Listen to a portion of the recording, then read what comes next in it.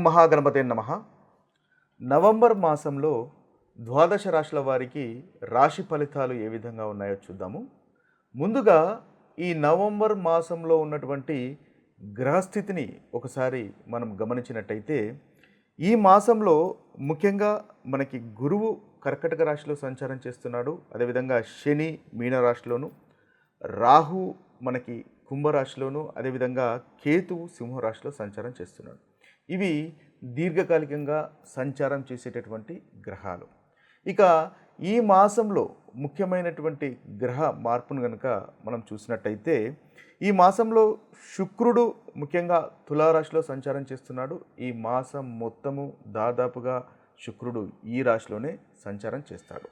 ఇక రవిని కనుక చూసుకున్నట్టయితే రవి కూడా తులారాశిలో సంచారము, అదేవిధంగా వృశ్చిక రాశిలో సంచారం చేస్తున్నాడు. దాదాపుగా ఈ మాసం మధ్య భాగంలో రవి తులారాశి నుంచి వృశ్చిక రాశిలోకి సంచారం అనేది ఉంటుంది. ఇక చూసినట్టయితే కుజుడు దాదాపుగా ఈ మాసం మొత్తము వృశ్చిక రాశిలోనే కుజుని యొక్క సంచారం అనేది ఉంటుంది. ఇక బుధుని యొక్క సంచారము మనకి వృశ్చిక రాశిలో ఉంటుంది. అదేవిధంగా దాదాపుగా చివరి వారంలో మనకు తులారాశిలోకి బుధుని యొక్క సంచారం ఉంటుంది. బుధుడు ఈ మాసంలో వక్రీ కూడా అవుతున్నాడు. ఇది స్థూలంగా ఈ మాసంలో ఉన్నటువంటి గ్రహస్థితి. ఈ గ్రహస్థితిని ఆధారంగా చేసుకొని ద్వాదశ రాశుల వారికి ఎలాంటి ఫలితాలు ఈ మాసంలో కలుగుతున్నాయో చూద్దాము. ధనుసు రాశి వారికి నవంబర్ మాసంలో ఉన్నటువంటి ఫలితాలు కనుక రాశి ఫలితాలు మనం ఒకసారి గమనించినట్టయితే ముందుగా ఈ రాశి వారికి ఉన్నటువంటి గ్రహస్థితి ఏ విధంగా ఉందో చూద్దాము. వీరికి రవి చాలా చక్కగా ఉన్నాడు, లాభస్థానంలో సంచారం చేస్తాడు. దాదాపుగా ఈ మాసంలో 16వ తేదీ వరకు లాభస్థానంలో సంచారం అనేది ఉంటుంది. ఆ తర్వాత 12వ స్థానంలోకి సంచారము. ఇక కుజుడు కూడా వీరికి 12వ స్థానంలో సంచారం అనేది ఉంటుంది. శుక్రుడు లాభస్థానంలో సంచారం, చాలా చక్కటి ఫలితాలు ధనుసు రాశి వారికి కలుగజేస్తున్నాడు. బుధుడు 12వ స్థానంలోను, ఆ తర్వాత 11వ స్థానంలోను, అంటే వారం చివరి భాగంలో 11వ స్థానంలోకి సంచారం చేస్తాడు. అప్పుడు కూడా బుధుడు వీరికి చాలా చక్కటి ఫలితాలు కలుగజేస్తున్నాడు. గురువు 8వ స్థానంలోను, అదేవిధంగా ధనుసు రాశి వారికి శని 4వ స్థానంలోను, అంటే అర్ధాష్టమ శని. అదేవిధంగా వీరికి రాహు 3వ స్థానంలోను చాలా చక్కటి ఫలితాలు కలుగజేస్తున్నాడు. కేతువు కూడా 9వ స్థానంలోను సంచారం చేస్తున్నాడు. ఈ కేతువు కూడా ఈ ధనుసు రాశి వారికి అనుకూలమైనటువంటి ఫలితాలు కలుగజేస్తున్నాడు. ఇవి ఓవరాల్గా ఈ రాశి వారికి ఉన్నటువంటి గ్రహస్థితి. అయితే ముందుగా ఈ రాశి వారికి ఉన్నటువంటి అనుకూలమైనటువంటి ఫలితాలు చూద్దాము. తర్వాత ఏ ఏ విషయాల్లో ప్రతికూలత ఉంది, ఏ విషయాల్లో జాగ్రత్తలు వహించాలో అది చూద్దాం. ముందుగా అనుకూలమైనటువంటి ఫలితాలు కనుక చూసుకున్నట్టయితే ధనుసు రాశి వారికి శుక్రగ్రహము ఈ మాసం మొత్తము చాలా చక్కటి ఫలితాలు కలుగజేస్తున్నాడు. ముఖ్యంగా 6వ అధిపతి లాభాధిపతి అయినటువంటి శుక్రుడు లాభస్థానంలో సంచారం చేస్తున్నాడు. కాబట్టి శత్రువులపైన విజయం అనేది ఉంటుంది. మీరు పనిచేసే చోట చాలా చక్కగా ఉంటుంది. వృత్తి విషయాల్లో చాలా చక్కగా ఉంటుంది. ప్రయాణ విషయాల్లో కూడా అనుకూలంగా ఉంటుంది. మీకు గనక ఆరోగ్యము ఇబ్బంది పెడుతున్నట్టయితే ఆరోగ్యం కూడా మీకు కుదుటపడుతుంది. ఈ మాసంలో ధనుస్సు రాశి వారు కంఫర్టబుల్ లైఫ్ అనేది ఉంటుంది. శుక్రుని వల్ల స్త్రీ సౌఖ్యం ఉంటుంది. దాంపత్య జీవితంలో ఆనందము, సంతోషము అనేది ఈ ధనుసు రాశి వారికి ఈ మాసంలో మనం చూడవచ్చు. మంచి వస్త్రధారణ, ధనలాభము, తృప్తికరమైనటువంటి భోజనము, అదేవిధంగా ఇంటికి సంబంధించినటువంటి అన్ని వస్తువులు లేదా ఇంటికి సంబంధించినటువంటి అవసరాలు మీరు తీర్చుకునేటటువంటి అవకాశము మనకి ఈ ధనుసు రాశి వారికి శుక్రగ్రహం వల్ల కనిపిస్తుంది. శుక్రుడు ఈ మాసం మొత్తము మీకు చాలా పాజిటివ్గానే ఉన్నాడు. కాబట్టి తద్వారా మంచి ఫలితాలు కలుగుతాయి. శత్రు జయం ఉంటుంది. కాంపిటీషన్కి సంబంధించినటువంటి విషయాల్లో ధనుసు రాశి వారికి చాలా చక్కటి ఫలితాలు మనకు కలుగుతాయని చెప్పవచ్చు. ఇక రవి కూడా ఈ రాశి వారికి చాలా చక్కటి ఫలితాలే కలుగజేస్తున్నాడు. దాదాపుగా ఈ రాశి వారికి మనకి ఈ మాసం 16వ తేదీ వరకు రవి లాభస్థానంలోనూ సంచారం చేస్తున్నాడు. అంటే భాగ్యాధిపతి లాభంలో సంచారం చేస్తున్నాడు. తండ్రికి సంబంధించినటువంటి విషయాల్లో అనుకూలత ఉంటుంది. ఉన్నత విద్య కనుక పఠిస్తున్నట్టయితే మీకు ఉన్నత విద్య చదివే వారికి కూడా చాలా చక్కటి ఫలితాలు కలుగుతున్నాయి. ప్రభుత్వం నుండి రావాల్సినటువంటి బకాయిలు కానీ ధనలాభం కానీ మీకు వస్తుంది.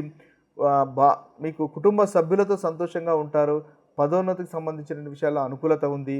కుటుంబంతో ఆనందంగా సంతోషంగా ఉండడము, ఆర్థిక అభివృద్ధి పెరగడము, ప్రభుత్వం నుంచి రావాల్సినటువంటి ఏదైనా బకాయిలు ఉన్నట్టయితే అవి కూడా రావడం లాంటి ఉత్తమమైనటువంటి ఫలితాలు కనిపిస్తున్నాయి. బుధుని వల్ల కూడా చాలా చక్కగా ఉంటుంది. ధనము, సేవింగ్స్‌లో వృద్ధి అనేది ఉంటుంది.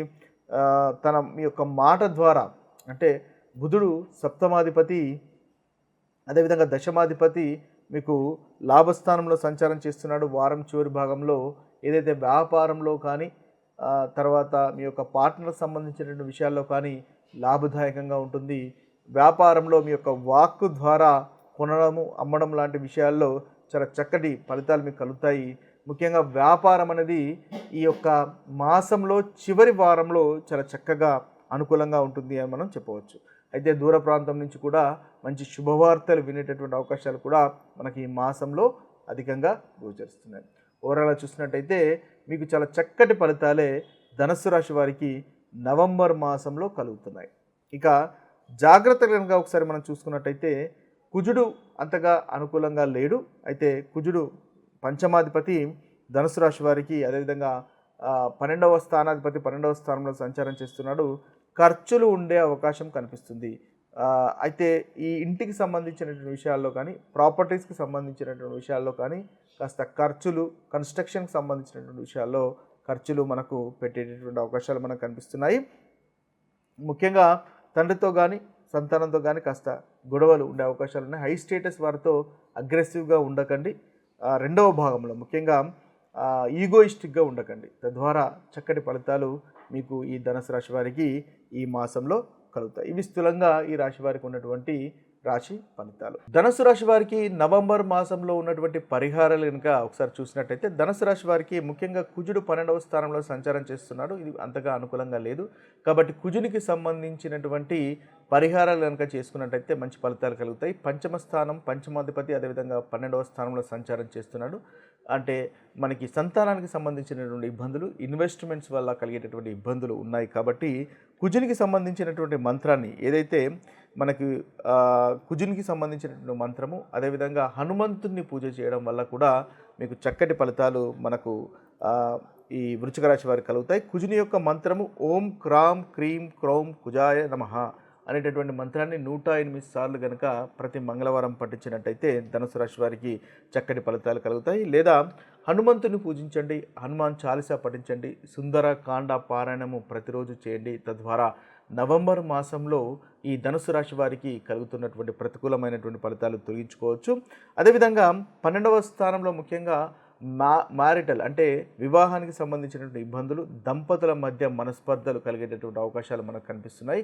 ప్రేమికుల మధ్య మనస్పర్ధలు కలిగేటటువంటి అవకాశాలు కనిపిస్తున్నాయి. కాబట్టి ముఖ్యంగా హనుమాన్ చాలీసా, అదేవిధంగా మహామృత్యుంజయ మంత్రాన్ని, ఈ రెండు వాటిని మీరు కనుక పఠించినట్టయితే ఈ మాసంలో మనకి ధనుసు రాశి వారికి చక్కటి పరిహారంగా మనం చెప్పవచ్చు. ముఖ్యంగా రవికి కూడా రవి కూడా అంతగా అనుకూలంగా లేడు. కాబట్టి సూర్యోదయ సమయంలో రవికి నీటిని గనక సమర్పించినట్టయితే, లేదా మనకు ఆదిత్య హృదయాన్ని కూడా పఠించినట్టయితే మంచి ఫలితాలు నవంబర్ మాసంలో ఈ రాశి వారికి కలుగుతాయి. ఇవి స్థూలంగా మనకు ద్వాదశ రాశుల వారికి ఉన్నటువంటి పరిహారాలు. మరొక వీడియోలో మరొక రాశి ఫలితాలతో కలుద్దాము. అంతవరకు సెలవు. సర్వే జన సుఖినో భవంతు. సర్వే సుజన సుఖినో భవంతు. నమస్తే.